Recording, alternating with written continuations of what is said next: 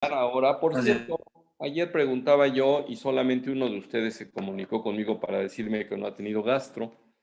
Bueno, solamente a lo mejor porque es el único. Si es el único, pues ni hablar, le tocó estar con desconocimiento de esto. Si son varios de ustedes, bueno, pues ya a varios de ustedes les tocaría. Era un poco para tener una guía, cuando menos ya sé que uno no ha tenido gastro y si todos hubiesen tenido, pues cambia un poco mi actitud. Con uno que no haya tenido, pues tendré que ser un poco más básico en algunos aspectos y no me aparto, es mi obligación. Entonces, el día de hoy estoy empezando el curso viendo lo que son pruebas de funcionamiento de hígado, haciendo un pequeño taller, porque hacia adelante, cuando nosotros veamos hipertensión portal, veamos patología de hígado, patología de páncreas, patología de las vías biliares, pues las pruebas de funcionamiento hepático son una necesidad permanente, ¿no? Entonces, pues tenemos que jugar un poco con ellas. Ahorita, pues aquí va a haber en ustedes un poco de recuerdo de patología que no es quirúrgica, pero que al final puede hacerse quirúrgica, una hepatitis crónica. Al final se hace quirúrgica cuando se hace cirrótico el paciente y eventualmente pudiera ser un tumor que requiriera de una resección o que llegue a la necesidad de un trasplante, ¿no? Entonces, pues por ahí anda el asunto y necesitamos conocer lo que son las pruebas de funcionamiento hepático para un paciente portador de un tumor de cabeza de páncreas y de toda la pléyade de tumores periampulares que pueden ser del colédoco, de la, del duodeno, o de la ámpula de Vater propiamente dicha. Entonces, pues todo eso necesitamos conocer. Entonces, para poder jugar con eso, es necesario que conozcan ustedes bien de las pruebas de funcionamiento de hígado. Luego tenemos pacientes que cuando tienen trauma y sufren de abdomen agudo y que tienen lesiones fístulas enterocutáneas, que no pueden comer, entonces poderles proporcionar nutrición parenteral. Entonces nosotros tener el concepto de lo que significa eso, por eso es que he planteado así el curso en principio. Ya posteriormente ya nos vamos a la patología de cada uno de los órganos que tienen que ver. Les he puesto el esófago en parte a ustedes porque van a ver por acá, porque no existía, porque se supone que la patología es de abdomen, pero estuve investigando y mi colega que les da a ustedes tórax no incluye el esófago dentro de la patología por analizar, se va más a pulmón, más a trauma, etcétera, ¿no? Entonces, bueno, cuando menos así salían los semestres previos que habían tenido tórax. Entonces, pues el esófago es eminentemente torácico, excepto la parte 5 centímetros finales, pero la patología tiene mucho que ver con el reflujo que viene del estómago y por eso lo incluyo en esta temática. Incluso a veces les menciono algo sobre tumores retroperitoneales que son de abdomen, pero pues esos son más como de los urólogos. Entonces, porque pues el tumor retroperitoneal por excelencia pues es el de riñón, pues tendríamos que irnos a otro aspecto cuando hablamos de los de suprarrenales y en lo que le corresponde al páncreas retroperitoneal, pues a mí me toca, ¿no? Otros tumores retroperitoneales que tienen que ver con mesénquima o neurológicos, pues ahí ya no quedarían tan incluidos, pero de repente se los llego a mencionar. Pues regresando ahora a lo que estábamos analizando, si nos vamos al hígado, pues es necesario eh, que repasemos un poco con lo que se refiere a pues, cuáles son las funciones del hígado, son un montón. Por ahí les mandé a ustedes una tesis que tiene que ver ahí con un análisis de cómo se comporta los hígados en donantes vivos relacionados y demás, una tesis doctoral que me gustó mucho, pero me gustó más para con respecto a ustedes el trato que le da a las pruebas de funcionamiento de hígado, porque ahí muestra diferentes aspectos del hígado y cómo medirlos. Y ahora en la práctica les voy a decir, porque hay muchas pruebas que no se utilizan en la práctica convencional. Se tiene que mencionar porque en la tesis doctoral que hace la persona que les mando a ustedes, pues tiene mucho que ver en ese sentido. Entonces, aquí está la imagen de la tesis doctoral que hace José Ángel López Baena. Eh, pues ya es en el 2013, pero la verdad en lo que se refiere a pruebas de funcionamiento hepático, está todavía bastante vigente, ¿no?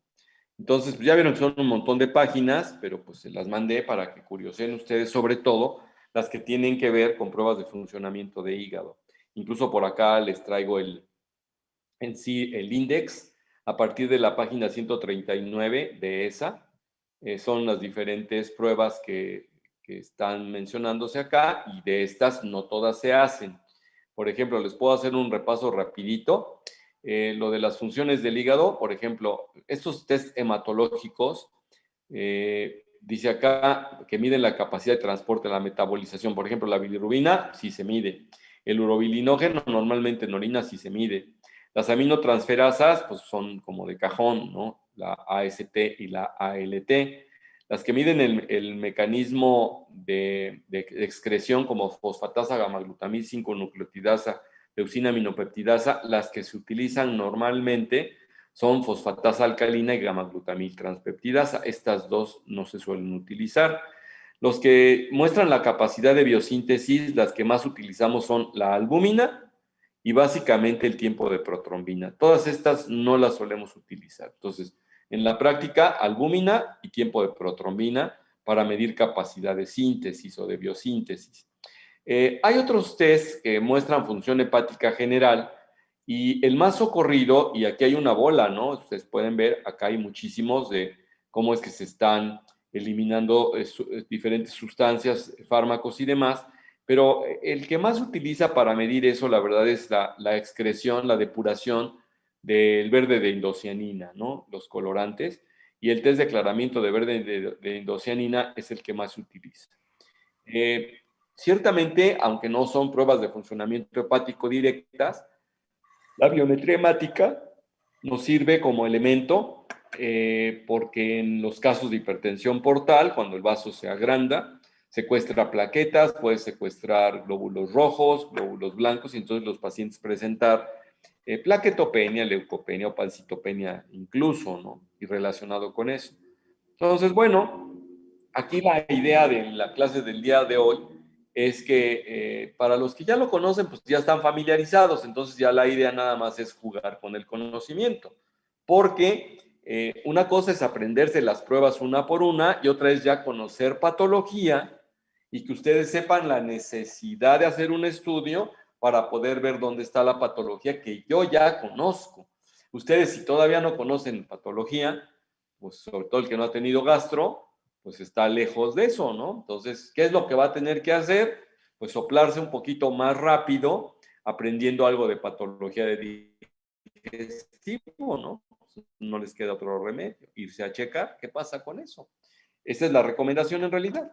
¿Por qué? Porque ahí sí no puedo ya en los temas, en el desarrollo de temas, cuando estemos hablando, por decir, de cáncer de hígado, no puedo irme tan elemental como para uno de ustedes solamente darles el tema de digestivo completo. Me explico por qué, porque lo voy a manejar como caso clínico para ir haciendo diagnóstico diferencial y demás. Claro, al escucharlos a ustedes, el compañero o compañeros, digo compañero porque fue el que se dirigió conmigo, o compañeros que no hayan tenido digestivo, ahora en el transcurso del tema van ustedes a escuchar a sus compañeros de determinadas patologías asociadas y las van a tener que ir a leer. Ahí sí ni modo, ahí tendrán que corretearle un poquito. ¿Con qué fin? En el caso mío, de elevar el nivel de conocimiento en esta materia. Ese es el chiste. Y llevarlos a casos que incluso es una modalidad pues, nueva en ese sentido. Voy a salirme de la pantalla y voy a volver a entrar para aclararla un poco.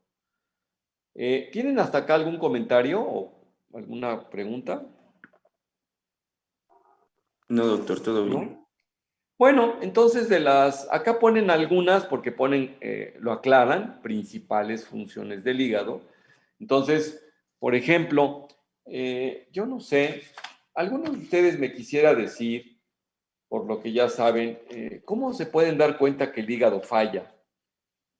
Clínicamente, sin ningún estudio ni nada, el paciente tiene falla hepática. ¿Por ictericia? Perdóname, ¿Sin perdón. ningún estudio comentó, doctor? Sí, nada. Este sospecho que tiene falla hepática. Por ictericia, o sea, por la coloración de la piel y de las conjuntivas.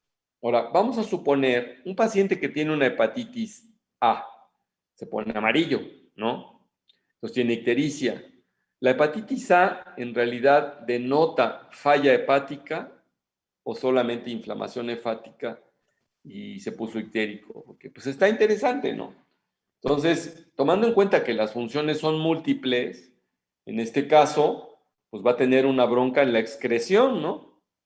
Entonces, aquí vamos a buscar dónde está la... Ni siquiera aparece, curiosamente, ¿no? ¿Se fijan? Acá está formación y secreción de bilis. Entonces, la que tú me estás narrando es esta, ¿no? La de en la formación y secreción de bilis, ahí es a donde falló, ¿no? Entonces, a ti, esa es una muestra de falla hepática que es muy, muy, muy parcial, ¿no? Esa normalmente, en forma directa, pues no mata al paciente, ¿no? Entonces, ¿qué otro dato de falla hepática? Así nada más, por mirar. También no sé si pueda verse relacionado, por ejemplo, con ciertos trastornos de la coagulación por la capacidad de síntesis proteica que tiene y como ya lo había mencionado, la síntesis de protrombina sobre todo, que haya trastornos hemorrágicos más que nada.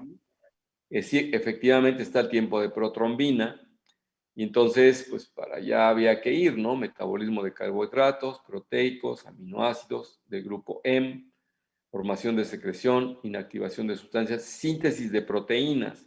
Y está la albúmina de las proteínas de fase aguda, pero aquí no mencionan el tiempo de protrombina, ¿no?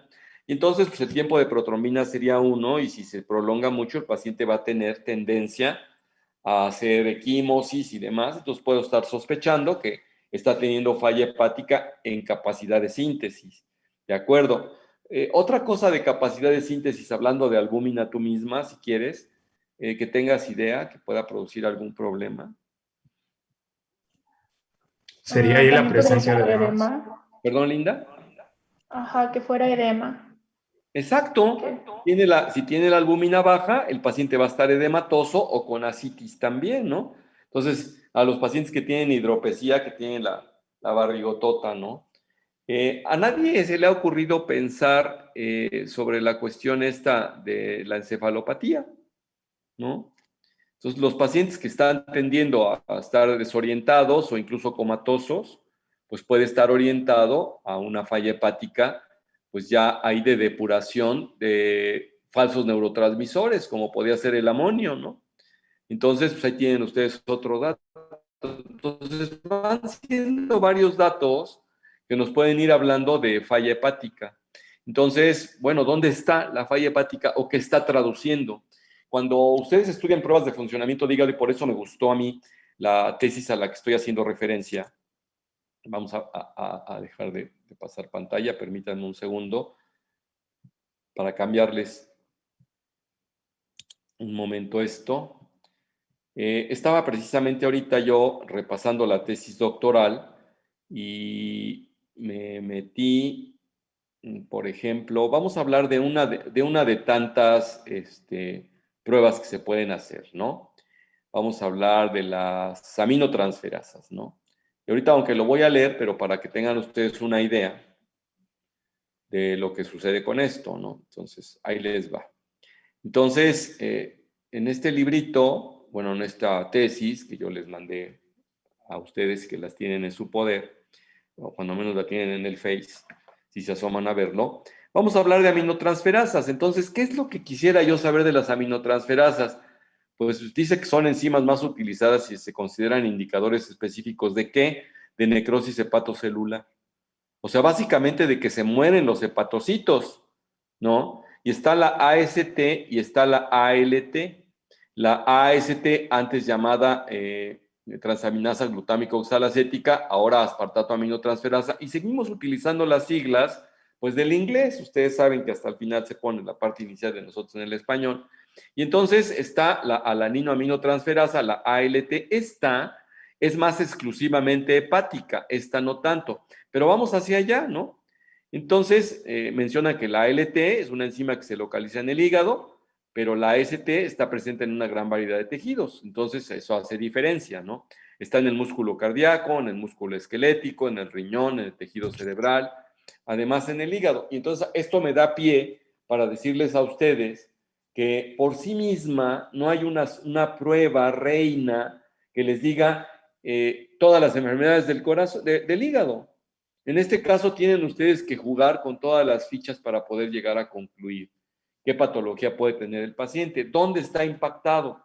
Entonces, bueno, si hablamos de esto, es principalmente necrosis hepatocelular. Hablábamos que de la ALT es más de hígado, la AST es más de otros órganos, no más de otros órganos, también la hay en otros órganos y en gran cantidad en el hígado, por supuesto.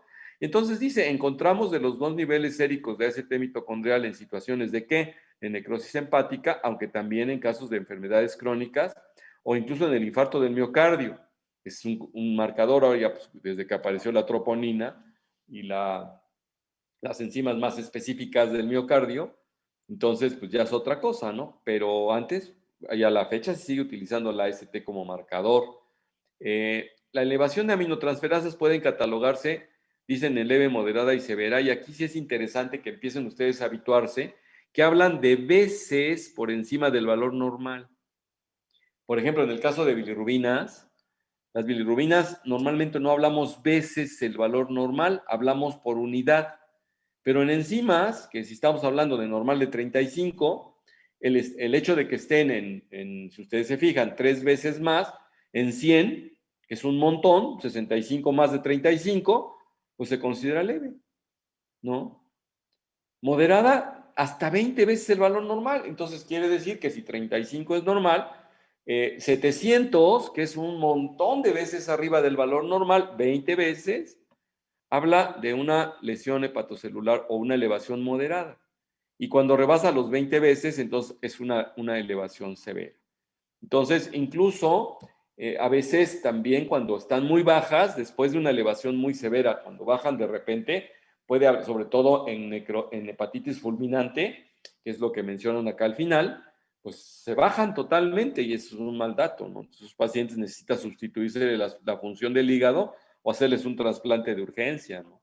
Eso es lo que habría que hacer. Entonces, ¿qué quise mostrarles con esto?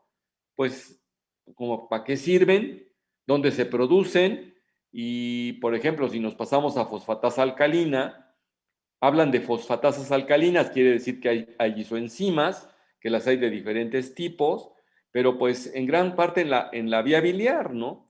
Entonces se encuentran muy elevadas en caso de atresia de la vía biliar, pero también se elevan mucho en caso de destrucción, por ejemplo, por absceso hepático mediano, se elevan muchísimo más que en otros casos. Estoy hablando de fosfatasa alcalina.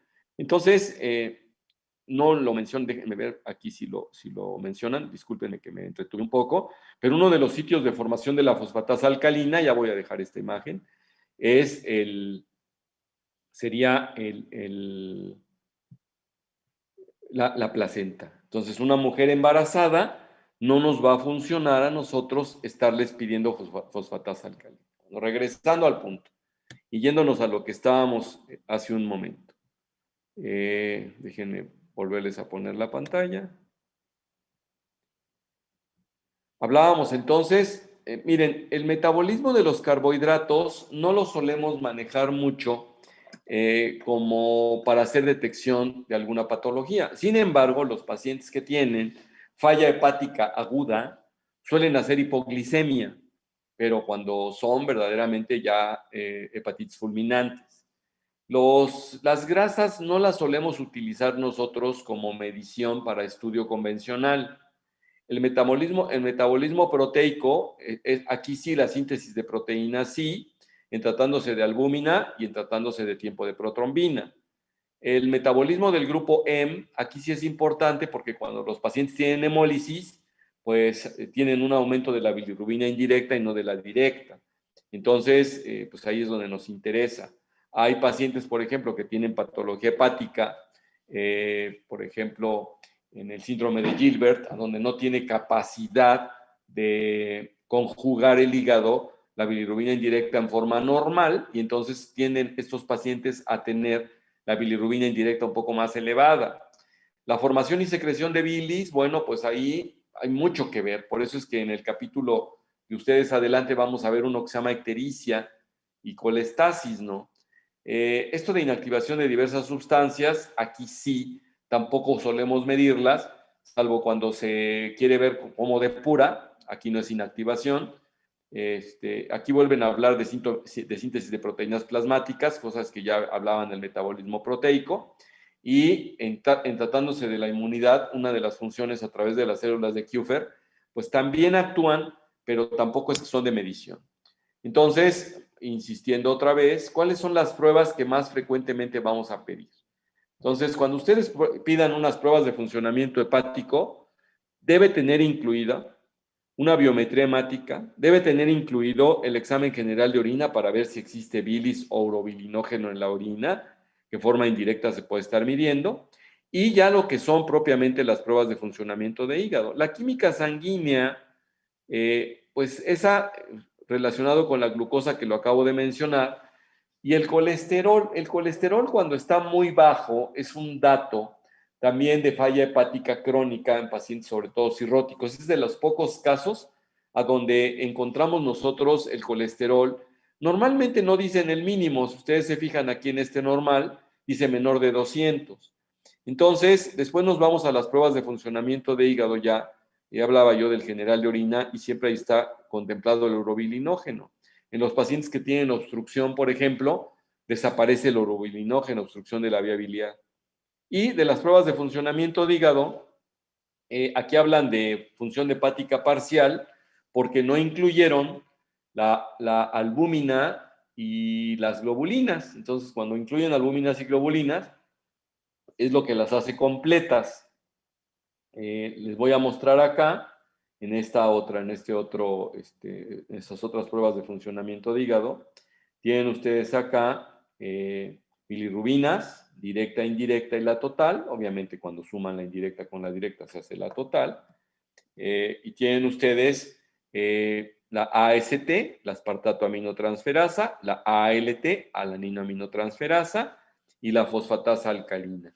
Entonces está la gamma-glutamil transferasa, y la deshidrogenasa láctica no es propiamente una prueba de funcionamiento de hígado, pero en forma indirecta cuando nosotros estudiamos a los pacientes que tienen hemólisis, que hace que la bilirrubina se eleve y que no forzosamente es daño hepático, sino que es de otro orden.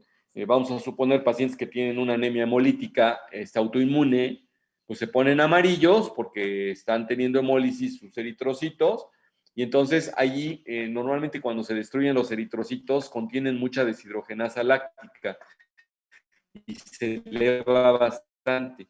Entonces es un poco para hacer diagnóstico diferencial con ictericias que no tienen que ver con el hígado. Entonces, para que tengan ustedes una idea, no es que sea una prueba de funcionamiento de hígado, pero pues es una prueba indirecta. Y ya para completar las pruebas de funcionamiento están el tiempo de protrombina, el de tromboplastina no tiene que ver como prueba de funcionamiento hepático, pero el de protrombina sí.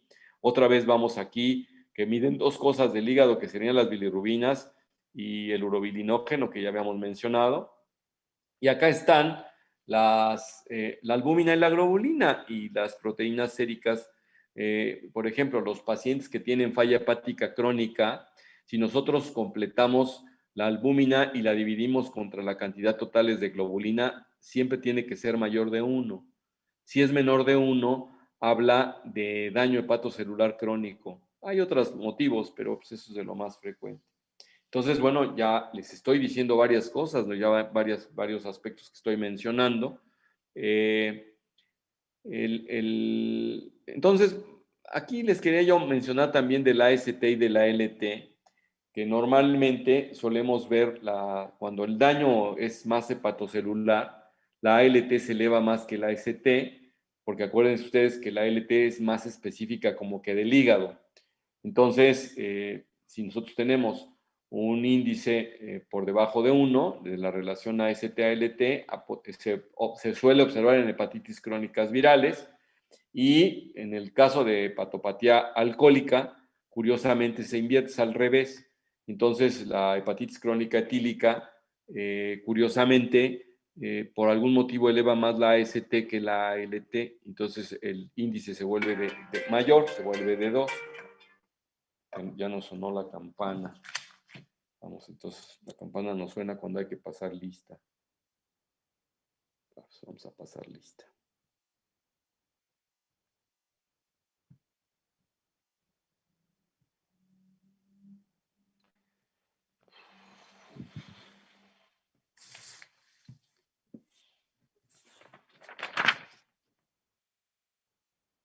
Zapata Cerecedo,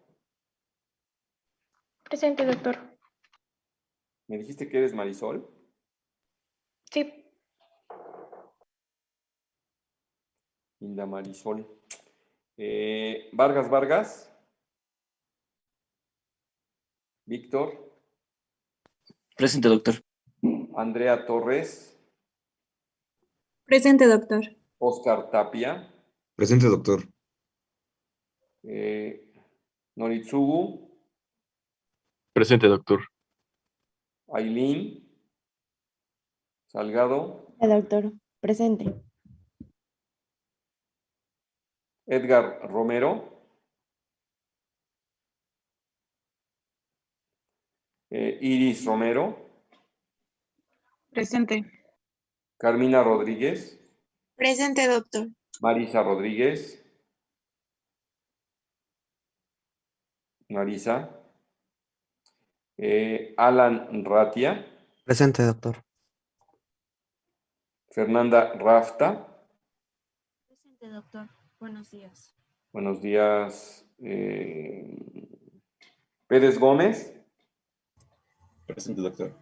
¿Qué me dijiste que significaba la A, perdón? Armando. Armando.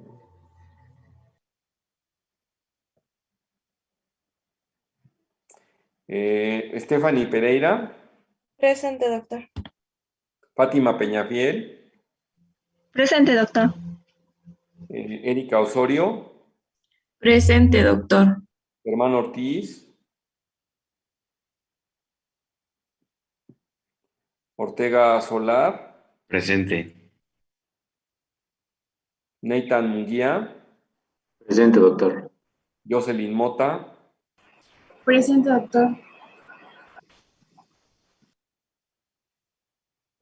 Cristi Moreno. Presente, doctor. Felipe Morales. Presente, doc. Ulisa Melchor. Presente, doctor. Ariadna Martínez. Presente, doctor.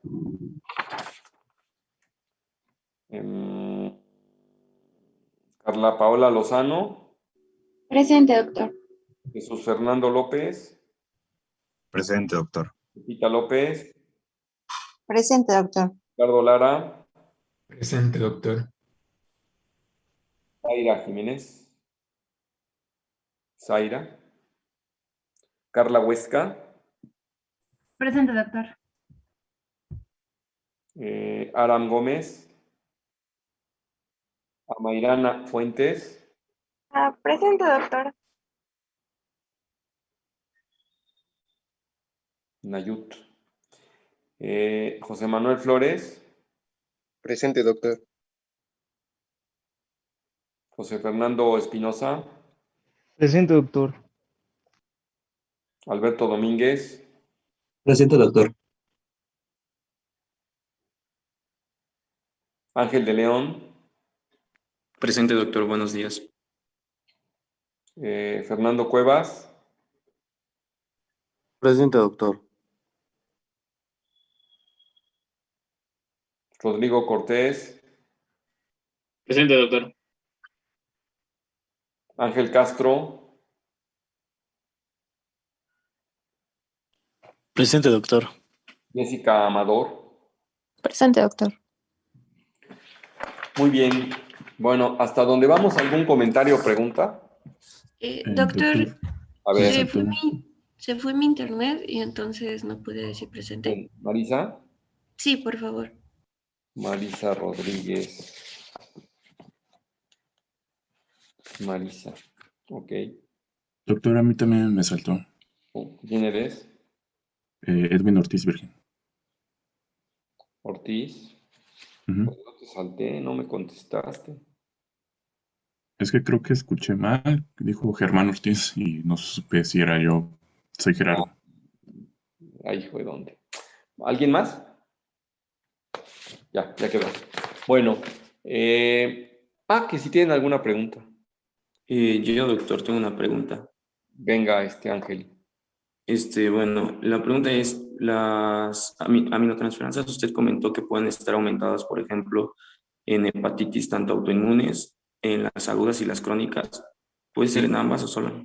Sí, y bueno, aquí la diferencia es que en las hepatitis agudas, normalmente ustedes tienen elevaciones de más de 20 veces el valor normal en las agudas, y en las crónicas habitualmente ven ustedes elevaciones discretas del valor normal, digamos 3 veces, 2 veces, 4 veces, en las crónicas. En las agudas casi siempre está rebasando 20 veces el valor normal, y a veces ven ustedes cantidades de 60 veces el valor normal, o sea, se van hasta las 2.000 unidades, ¿no? Y curiosamente, no porque estén en 2.000 unidades los pacientes se ven más graves. Es algo que suelo ver, ¿no? Es curioso que podemos llegar a ver esos aspectos, ¿no? Gracias, doctor. ¿Qué otra cosa? ¿Alguna otra pregunta? Yo tengo una duda, doctor. ¿Podría mencionar de nuevo lo que comentó respecto a la hipertensión portal y las plaquetas? Es que me perdí un poquito en esa parte. Ajá, lo que pasa es que en hipertensión, vamos a ver el tema, porque acá nosotros lo tenemos, pero tú sabes que la hipertensión portal implica que la sangre tenga una barrera para poder entrar al hígado, básicamente por fibrosis. Hay muchos motivos de hipertensión portal porque es un síndrome, pero si hablamos de cirróticos, que es la causa más frecuente, entonces al no entrar la sangre en forma tranquila hacia el hígado, va a haber un remanso de sangre. ¿Y dónde va a estar el remanso? Pues ¿cuáles son las tributarias de la porta? Pues son la mesentérica inferior, la mesentérica superior y la esplénica.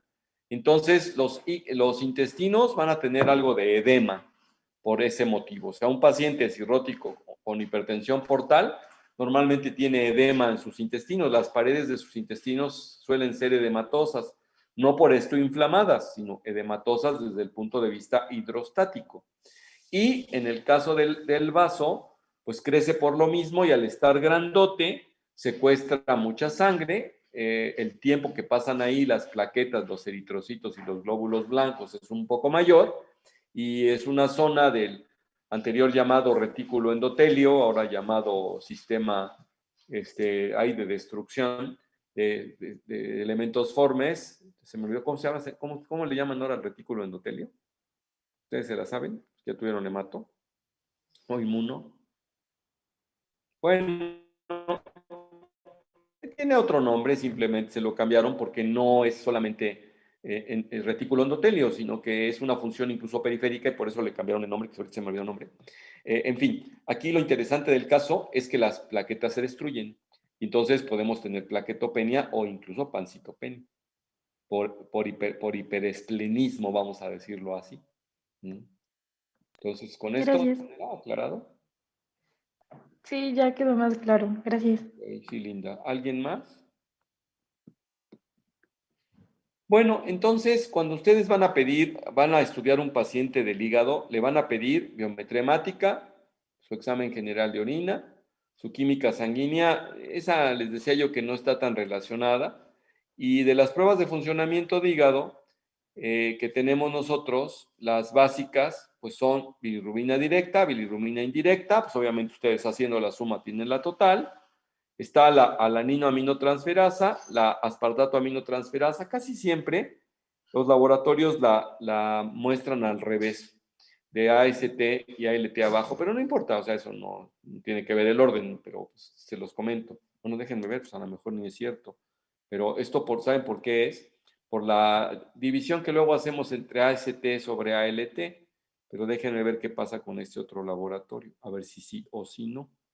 Bilirrubinas. Sí, aquí sí me da la razón.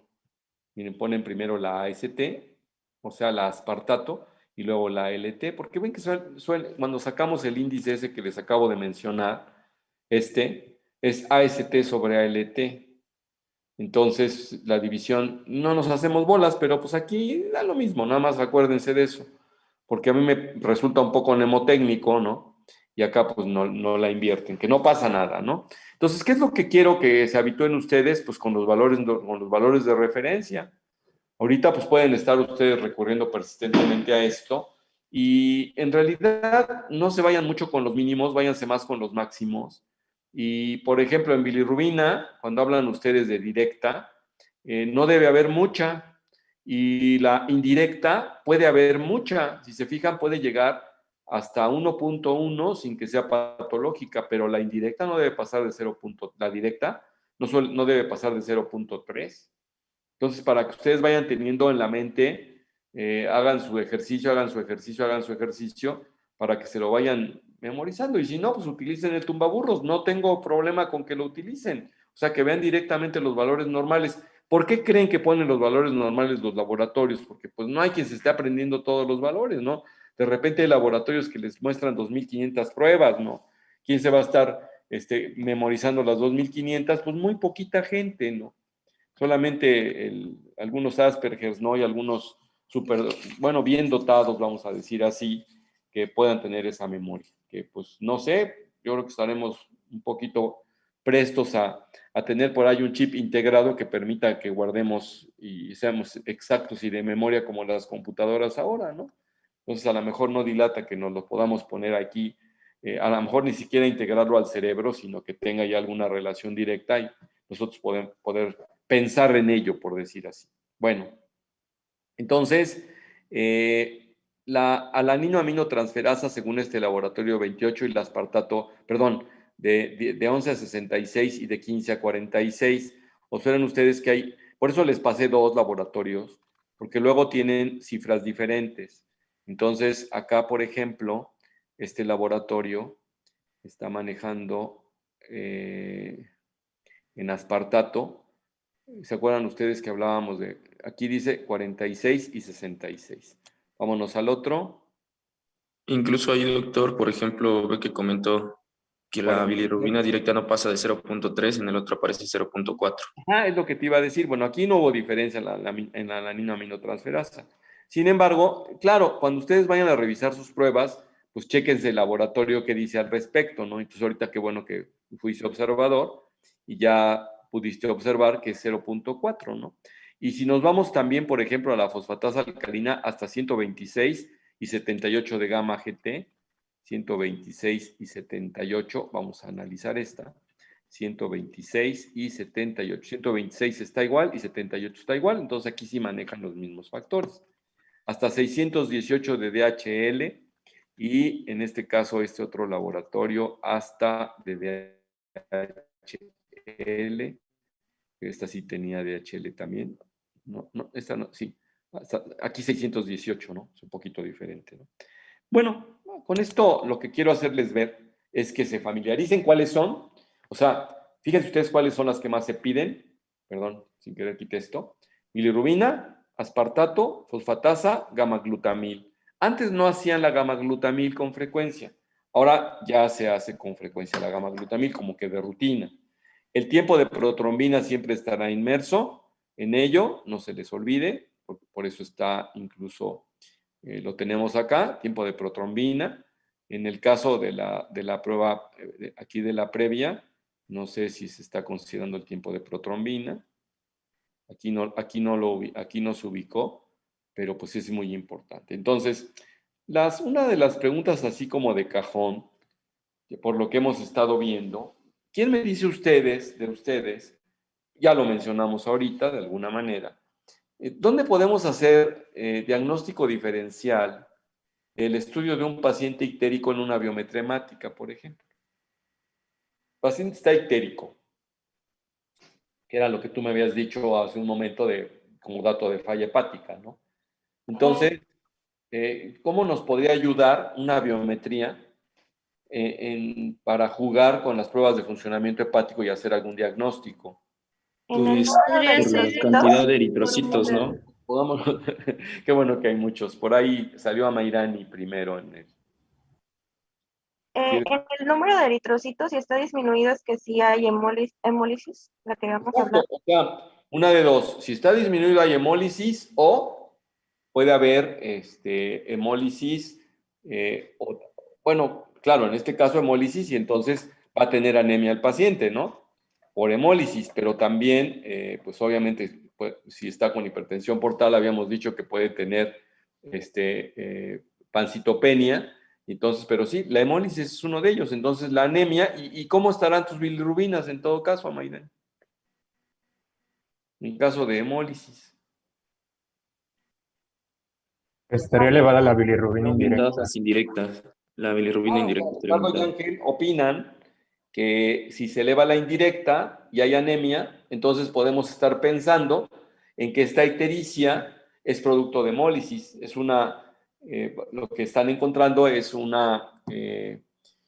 pues una ictericia indirecta. Y les preguntaría para los que ya son duchos en esto, ¿encontrarían coluria o no? No, no habría coluria en la bilirrubina, en la ictericia por bilirrubina indirecta. ¿Por qué, Ángel? Sí, tienes razón.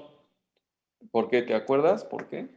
Es que solamente recuerdo que, por ejemplo, cuando la bilirrubina está elevada en estos pacientes con ictericias, pues ya habla también de una obstrucción, posiblemente una intrahepática o poshepática. Es porque la directa es la que está detenida en sí, ¿no? Entonces está obstruido y la obstrucción puede ser dentro del propio hígado o fuera del hígado, ¿no? Ya en la vía biliar, por decir así. Efectivamente, lo que sucede es que ya se sale todavía la bilirrubina indirecta que no está conjugada, no entra al ciclo enterohepático y pues no va a dar la señal en la orina, curiosamente, aunque sí va a estar circulando en la sangre, pero no tiñe la orina, curiosamente, la indirecta, cosa que sí hace la directa. Entonces, por eso es que los pacientes que están obstruidos, sea dentro del hígado, sea fuera del hígado, ahorita acabas de decir colestasis, o sea que como que está parada la bilis, para los que no están habituados al término, que nunca han tenido digestivo, y entonces se atasca la bilis dentro del hígado o fuera del hígado. Cuando hay hemólisis no es que se haya atascado la bilis, es que no le da tiempo al hígado de sintetizar rápidamente y por eso está elevada la indirecta, hasta que ya la sintetiza, si es que no se siguen destruyendo eritrocitos, ¿no? ¿Algún otro dato a ustedes acá que les permita saber que hay hepatopatía? Ahorita les manejé ictericia por bilirrubina indirecta, pero vamos a suponer que el paciente no tiene ictericia. ¿Qué otros datos pueden apoyar que haya hepatopatía acá sin ictericia? Pues podría estar bajo, aparte de la cantidad de eritrocitos, la hemoglobina o el hematocrito. Pues sí, la hemoglobina si hay hemólisis, pero si no hay hemólisis. ¿Alguien diferente, Ángel? También sería importante identificar el número de leucocitos y plaquetas. Las plaquetas, Fernando. Por lo que habíamos comentado anteriormente, que en hepatopatías como por ejemplo la cirrosis suele haber hipertensión portal con un secuestro de estas tres líneas. Entonces, o sea, puede ser tanto glóbulos blancos como plaquetas. Casi siempre las más afectadas son las plaquetas. Entonces, desde el punto de vista clínico, ¿qué esperarías?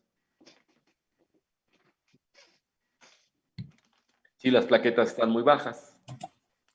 ¿Cómo se denominan? Tal vez algunas petequias o tendencia... Petequias o de plano moretones, ¿no? Moretón. ¿No? Ok, entonces fíjense ustedes cómo desde la biometría podemos estar pensando ya en patología hepática, ¿no? Y podemos estar ya ubicándonos, ya estamos ya haciendo el ejercicio. Estas preguntas que hago y las respuestas que recibo para las personas que nunca han tenido digestivo, por eso es que estoy manejando este tema, que, bueno, se supone que este tema ya no les hace falta a los chicos que tuvieron digestivo conmigo, porque pues esto se los examiné, en todos los exámenes les preguntaba yo pruebas de funcionamiento hepático, ¿no?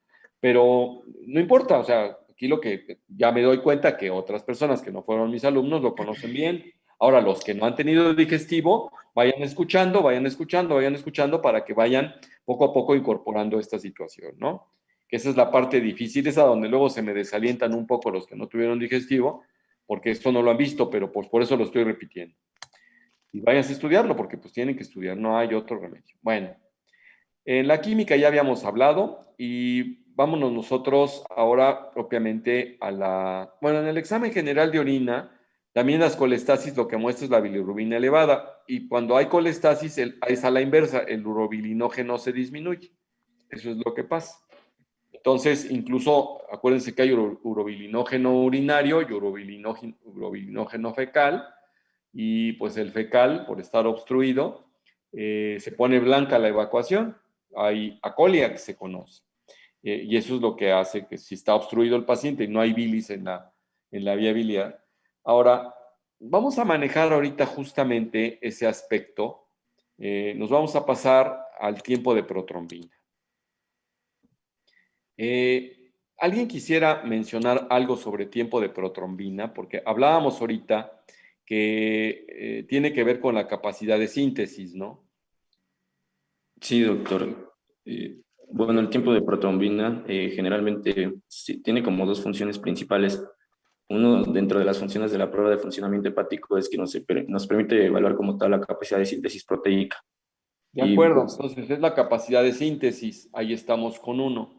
Ahora, alguien diferente a Ángel me podría decir, o sea, quiere decir que si el paciente está cirrótico, va a tener una prolongación del tiempo de protrombina.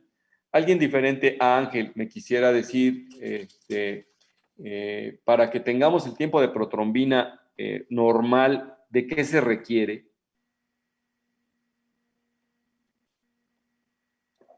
Vamos a hablar de que el paciente tiene normal su hígado,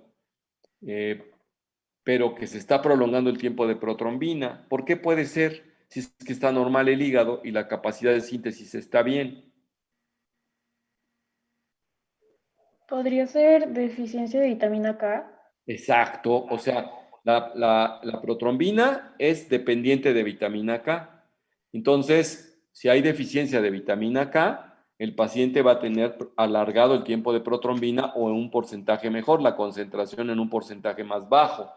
Entonces, ¿qué pasa con los pacientes? O sea, ok, si tú tomas vitamina K y tu tiempo de protrombina está prolongado y tu hígado está sano, pues va a corregirse. ¿Estarías de acuerdo? Sí. Ok, ahora, tienes el hígado sano, pero tienes una piedra en la vía biliar que atoró la bilis y el paciente se puso amarillo. Sí que tenga el hígado enfermo. El problema fue un cálculo ahí en la parte final de la vía biliar y no hay bilis. Entonces, el paciente evacúa pálido, está amarillo, sí come vitamina K, sí se la toma, pero se empieza a prolongar el tiempo de protrombina. ¿Por qué?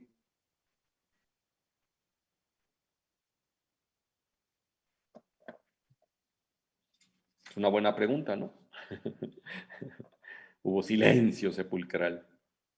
Bueno, porque para que la vitamina K pueda ser absorbida y metabolizada requiere la presencia de bilis en el intestino y presencia de bacterias que la desdoblen incluso, curiosamente. Es ahí en la parte donde si nosotros no tuviésemos bacterias en el intestino, moriríamos de hemorragia. ¿Cómo la ven? Se requieren de bacterias, de bilis y de vitamina K en el intestino para poder tener el tiempo de protrombina normal. Entonces, ahí les va. ¿Qué sucede si ustedes tienen un paciente y les dicen que tiene un tiempo de protrombina de 30 segundos y tiene un 50% de actividad y un INR de 2? O sea, el paciente tiene tendencia hemorrágica. ¿Qué harían ustedes para aliviar eso? Suponiendo que detectamos que es un déficit de vitamina K, ¿sí? Pues le daremos vitamina K por vía oral. Pero ¿qué pasa si el paciente tiene todo lo que les estoy diciendo y está ictérico? Le mandaríamos, Se llama Irani. bueno, Si fuera nada más por lo de las bacterias, probióticos, pero si tiene un cálculo, tendríamos que solucionar eso, ¿no? Bueno, pero vamos a suponer que te va a hacer una CEPRE el doctor Prado y te dice, oye, le tengo que hacer una esfinterotomía, me va a sangrar mucho. ¿Cómo le harías para evitar eso? Acuérdate que se requiere de bilis en el intestino, se requiere de bacterias y de vitamina K. Bueno, en este caso, a donde tenemos obstruida la vía biliar, le vamos a inyectar vitamina K al paciente intramuscular. Entonces nos vamos a saltar ese paso de la absorción y le vamos a proporcionar la vitamina K directamente a torrente sanguíneo. Entonces ya la va a poder incorporar. Entonces, precisamente una manera de diferenciar que mi tiempo de protrombina está prolongado por falla hepática o está prolongado por obstrucción de la vía biliar es aplicándole intramuscular al paciente vitamina K. Si corrige el tiempo de protrombina, su bronca es obstrucción. Si no corrige el tiempo de protrombina, ¿cuál sería su bronca, Mayrani? ¿O de León? La falla hepática. Exactamente, que no tiene capacidad de síntesis a pesar de que le regales la vitamina K. ¿Estás de acuerdo? Entonces, ahí ya les estoy dando un dato extra para poder abordar esto. ¿Cuál es el objetivo ahorita de esto? Que se habitúen a ver diferentes datos, cuáles son los que se piden. ¿Alguien de ustedes diferente a Mayrani, a León, a los que están contestando, me quiere decir cuáles son las pruebas de funcionamiento de hígado de batalla?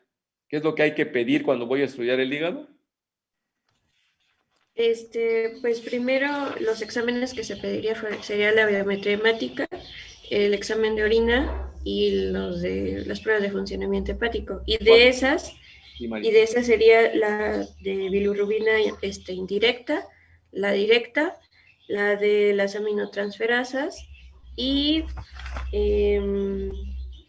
la de albúmina y tiempo de protrombina. Directa, indirecta, aminotransferasas. Fosfatasa alcalina y la gamma-glutamina. Esta más que la deshidrogenasa y la albúmina y globulina. Albúmina y globulinas. Si les pueden hacer electroforesis de las proteínas séricas, a todo dar, porque entonces hay, por ejemplo, la hepatitis autoinmune. ¿Cuál eleva? A ver, mis chicos digestivos. No los míos, sino los que saben. Eleva la IgG. La IgG. Entonces, justamente cuando se eleva la IgG, es muy frecuente que pudiéramos estar pensando, pues, la elevación se da en hepatitis autoinmune y entonces ayuda precisamente eso. Muy bien, chavos, pues preguntas que tengan. Tenemos 3 minutitos para acabarnos el tiempo. Yo me tengo que ir a operar. Aprovechémoslo. Bueno, se supone que la clase debe terminar 5 minutos antes, ¿verdad? Porque ustedes tienen que integrarse a otra clase viéndolo bien. Se nos acabó el time. ¿Ya no? ¿Hubo preguntitas o dudas? Bueno, nada más confirmar, doctor, que en la química sanguínea los datos importantes ahí sería tomar en cuenta el colesterol bajo nada más, con respecto a una química sanguínea. Exacto. Entonces, si ustedes están estudiando un paciente cirrótico, pues como son muchos los datos, si trae chapetas malares, circulación colateral, síndrome de Dupuytren, signo de rueda de carro, asterixis, pensando en encefalopatía, que son datos de paciente cirrótico avanzadón, bueno, pues lo más probable es que se encuentren ustedes un colesterol un poco bajo, ¿no? Pues nos estamos viendo mañana, seguimos con las pruebas de funcionamiento de hígado y nos vamos a pasar a un tallercito para empezar ya a pensar de qué se trata. Se supone que esta clase fue para decirles cuál y que se están habituando a los normales. Entonces ya voy a empezar a jugar un poco con ustedes, pues para que hablen de patología. Entonces ahorita voy a pasar un taller a donde les pongo un conjunto de pruebas de funcionamiento y ustedes me dicen qué sospechan. Nos vemos, jóvenes. Nos vemos, doctor. Bye. Gracias, doctor. Gracias, doctor. Pero hasta luego. Hasta luego, doctor.